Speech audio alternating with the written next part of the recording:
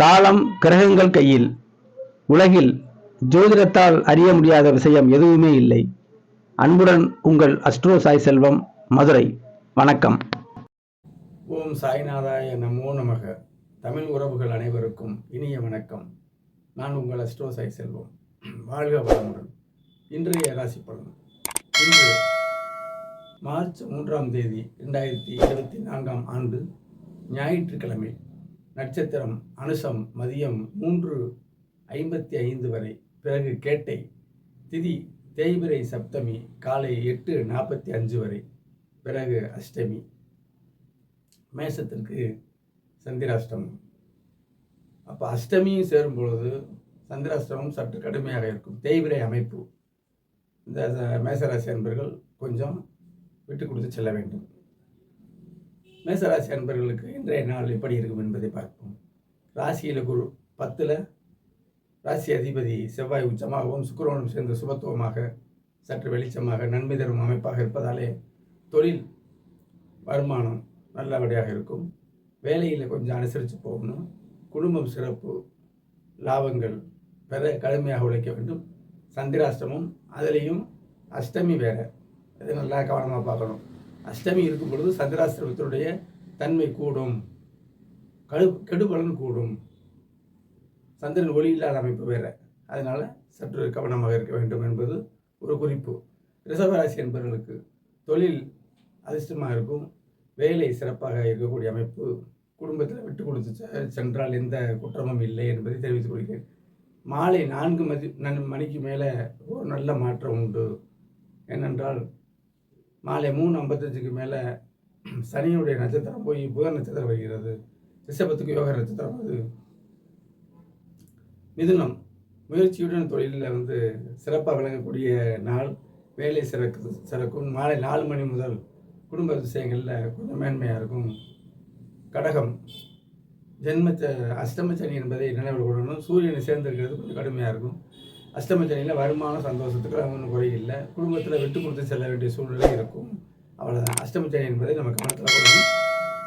அஷ்டமச்சனியோட சூரியனும் இப்போ இணைஞ்சிருக்காரு. பொருத்தாரத்தில் சற்று கடுமையாக இருக்கும் அப்படிங்கிறது தெரிஞ்சுக்கணும். சிம்மம் மதியம் 4 மணிக்கு மேலே புத்துணர்ச்சியோட தொழில் வருமானம் லாபம் எல்லாமே இருக்கும். குடும்பத்தை விட்டு கொடுக்கணும். என்ன காரணம்? கண்டகச்சனி. ராசிக்கு 7ஆம் இடத்தில் சூரியனும் சனியும், ராசி அதிபதியும் சனியோடு சேர்ந்து ராசியவே பார்க்குற அமைப்பு. அதனால் கொஞ்சம் விட்டு கொடுத்து செல்ல வேண்டிய சூழ்நிலைகள் இருக்கிறது. மதியத்துக்கு மேல் ஓரளவு அனுகூலமான போக்கு உண்டு. ஏனென்றால் சிம்மத்துக்கு 2ஆம் அதிபதி 11ஆம் அதிபதியான புதனது நட்சத்திரம் வருகிறது. குடும்ப மகிழ்ச்சி உண்டு. துலாம் ராசி தொழிலில் அதிக முயற்சி எடுக்கணும். வெற்றி அடையக்கூடிய வாய்ப்புகள் இருக்கிறது. பக்குவமாக குடும்ப சூழ்நிலையை நம்ம நகட்டி போகணும். மாலை நேரத்தில் வேலை கொஞ்சம் சிறப்பாக இருக்கும். குடும்பத்தில் மகிழ்ச்சி உண்டு.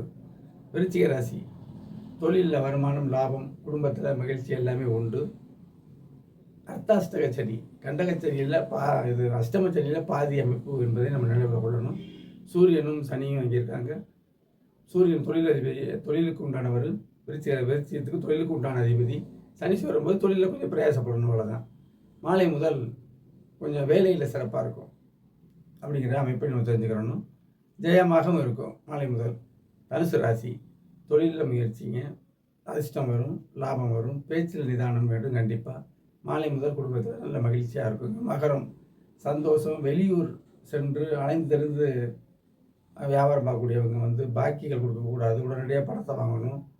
அதேமாதிரி பேச்சிலையும் கவனமாக இருக்கணும். பேச்சில் ரொம்ப கவனமாக இருக்கணும். 2ஆம் இடம் சூரியனும் சனியும் அங்கே இருக்காங்க. பேச்சில் கவனமாக இருக்கணும்.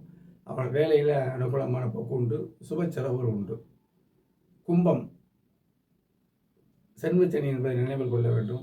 சென்மச்சனி குடும்பத்தில் நிதானமான அமைப்பில் இருக்கணும். முயற்சியால், ஆனாலும் முயற்சியால் ஏன்னா சிம்மத்துக்கு 7ல் சூரியன் சனி, கும்பத்துக்கு ராசியிலே சூரியன் சனி. இப்போ 7ஆம் இடத்தை பார்க்கும் பொழுது அந்த விட்டு கொடுத்து செல்லக்கூடிய மனப்பான்மை, கொஞ்சம் மனக்கிளேசங்களை ஏற்படுத்தக்கூடியது சனியுடைய வேலை. ஆனாலும் குரு 3ல் இருக்கிறனால முயற்சி எடுத்து தொழிலில் பிரயாசையாக லாபங்கள் கிடைக்கக்கூடிய அமைப்பு உண்டுங்க. மீனத்துக்கு தொழில் லாபம் அனைத்தும் உண்டு. குடும்ப மேன்மை உண்டு. அதில் 12ஆம் இடத்துல சூரியன் சனி இருக்காங்க. 12ஆம் இடத்துல இருக்கும் பொழுது கொஞ்சம் வீண் விரயங்கள்லாம் வரும். அதை நம்ம கட்டுப்படுத்தணும். கிரகங்கள் எதை நோக்கி செய்யுதோ பாசிட்டிவாக இருந்தால் ஏற்றுக்கணும், நெகட்டிவாக இருந்தால் அதை சரிப்படுத்தி நம்ம வந்து அந்த நாளை நம்ம வாழ பழகணும் அந்த நாளில் அப்படிங்கிறது உண்டு. மாலையிலிருந்து குடும்ப சந்தோஷங்கள் எல்லாமே நிறைவாக உண்டு. இன்றைய நாள் அனைத்து ராசியினருக்கும் நல்ல ஒரு பிரயோஜனகரமான நாளாக அமைய வாழ்த்துகிறேன். இன்று ஒரு ஜோதி செய்தி. 10 பொருத்தம் அதில் ஒன்றுமே இல்லைன்னு தொடர்ச்சியாக நான் சொல்லிட்டு வர்றேன். ஃபேஸ்புக்கில் எழுதிக்கிட்டு வர்றேன் தொடர்ச்சியாக. அதில் வந்து ஒரு யோனி பொருத்தம்ங்கிறாங்க. யோனி என்பதற்கு ஜனன உறுப்புகள் என்று ஒரு அர்த்தம் உண்டு. ஆனால் அது வேறு, அது உடல் அமைப்பு ரீதியில் போகும், உடல் சாஸ்திர அமைப்பில் போகும்.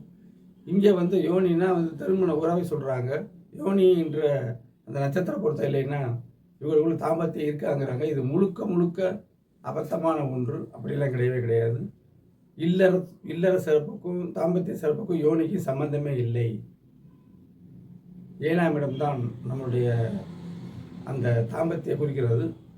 சுக்கிரன் வலுவிழந்து போனால் தாம்பத்தியம் என்ன இருக்காது. 3ஆம் இடம் போகஸ்தானம், அது வலுவிழந்து போனால் அந்த ஆணவ பெண்ணவர்களுக்கு அந்த நாட்டமே இருக்காது. 12ஆம் இடம் வந்து சயனம், கட்டில் சுகங்கிறது. அந்த ஸ்தானம் கெட்டு போனால் இருக்கவே இருக்காது.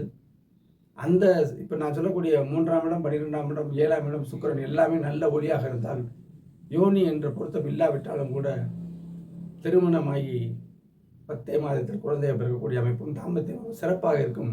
இதில் எந்தவித மாற்றம் இல்லை. ஆனால் யோனி என்ற அமைப்பில் எந்தவித அர்த்தமுமே இல்லை என்பதை அழுத்தமாக இந்த பதிவு செய்து நாளை வேறொரு பதிவில் சந்திப்போம். நன்றி, வணக்கம், வாழ்க.